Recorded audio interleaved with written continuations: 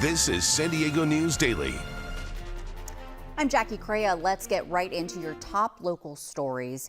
A big development in the Larry Millete murder case. He is accused of killing his wife, Maya, 5 years ago.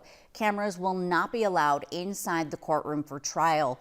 The judge made that decision this morning. NBC7's Nicole Gomez was there and has more on why he made that ruling. Well, the two main reasons that were brought up were the defendant's right to a fair trial and also protecting the jury. We were not allowed to record any new video today or moving forward. This morning, the judge ruled that while media has the right to attend the trial and report, they do not have a right to record the proceedings.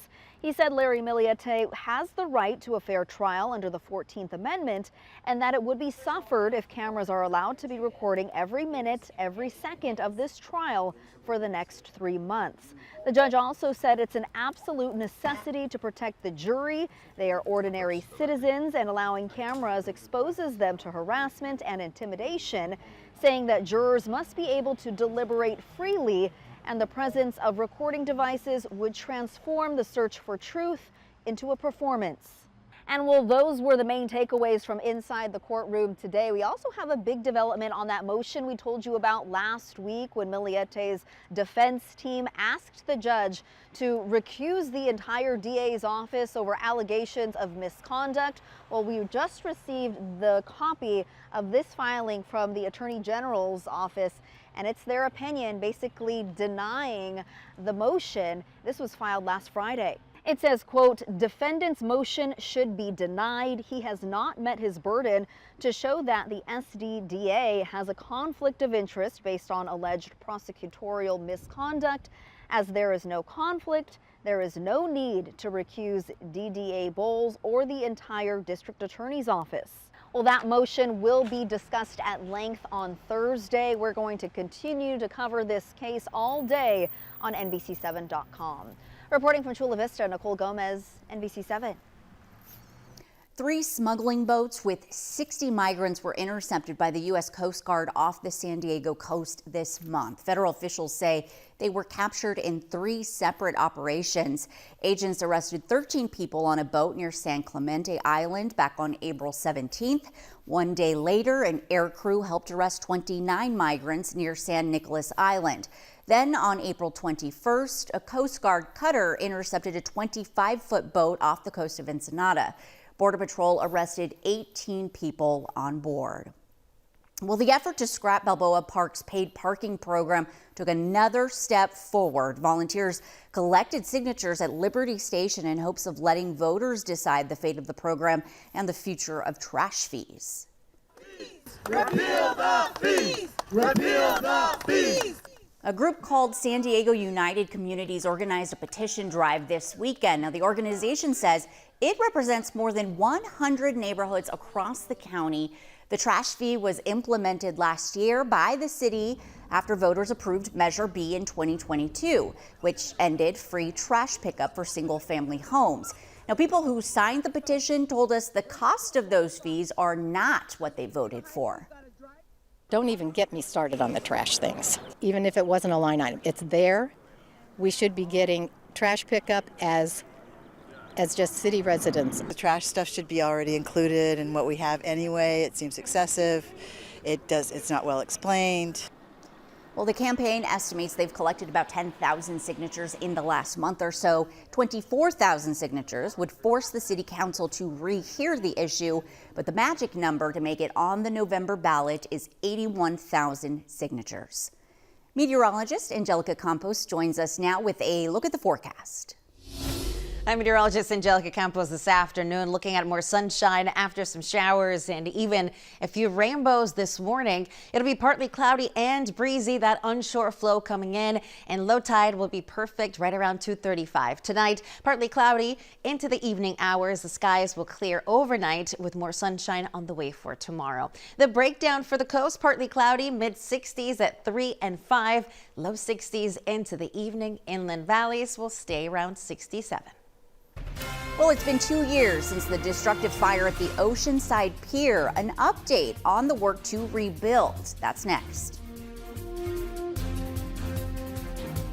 We are rolling. Your left, I'm sorry. Let's do this. Where do you get your information from? Well, definitely start with the local news. The reason why I love listening to local news like NBC, they give the facts. California families could feel They have a genuine interest, first as people and second as a news team. Because this is their community too. Sometimes the news isn't always fun. Bringing it to us every day in good and bad times is something that we rely on. Nice to have you with us. This is San Diego News Daily. I'm Jackie Crea. Welcome back. U.S. Customs and Border Protection announced it seized over 3,000 pounds of methamphetamine at the border near Otay Mesa this month. CBP says the drugs were tucked away in cardboard boxes inside a cargo trailer. Agents initially seized it during a physical inspection back on April 14th. According to CBP, the drugs are valued at almost $5 million. And a sad sight this morning off the coast of Cardiff State Beach. A whale was found bloated and floating a couple hundred yards from the shore. It has since been towed back out to sea, but it was spotted early this morning not far from a lifeguard tower. Later, lifeguards began towing it about a mile offshore. You can see just how big it was. Chris Grippo and his brother-in-law, UC San Diego professor Craig Callender, came out to surf this morning after hearing from the whale, about the whale from a friend. Callender actually swam out to it and both took some pretty incredible pictures of it before it was towed away. It was interesting to see, but I feel kind of bad. I feel I do feel really bad. Like, they're majestic creatures. What happened to it, right? We need every one of them. We got to protect them. Well, it's been just over 2 years since part of the iconic Oceanside Pier went up in flames. And since then, the city has worked tirelessly to rebuild the local landmark. In May of 2024, roughly 90% of the pier was reopened, and a year later, crews removed the debris. And this month, the city awarded a contract to an engineering team. They're drawing up plans to rebuild the area at the end of the pier. The blueprint is expected to be finished by September, with work potentially beginning as early as next April. As for what sparked the flames, fire officials determined it was an accidental electric failure. The city of Chula Vista is helping older adults stay active and connected in their community. Dozens of local groups came out to the Norman Park Senior Center this weekend and offered resources from health services, housing support, and recreational programs. The city-run center provides seniors with a variety of groups and activities. Organizers say they want to make sure seniors know what is available to them and how they can get involved in their community. Chula Vista has a dense population of elders and seniors. So bringing awareness to the community center was important, but also reaching out to them was even more so important. Now, those who may have missed out on this weekend's resource fair can check out the activities scheduled for the Senior Center at the City of Chula Vista's website. A majority of the activities and groups are free. Organizers say they hope to turn the resource fair into an annual event. Meteorologist Angelica Campos will have a look at your weather right after this. On January 22nd, I got a phone call from my daughter.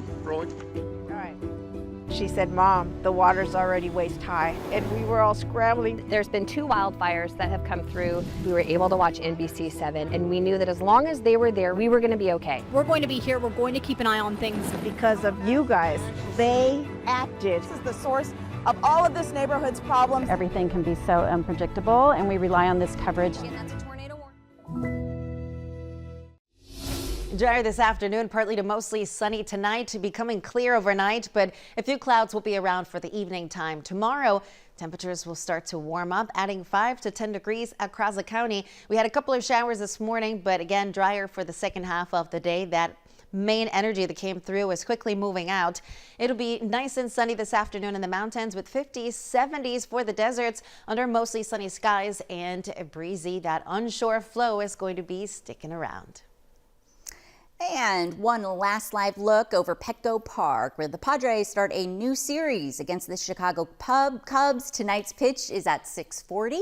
We, of course, will have live coverage before the game right here on NBC7. There's more coverage you can count on at NBC7.com. Thank you for watching.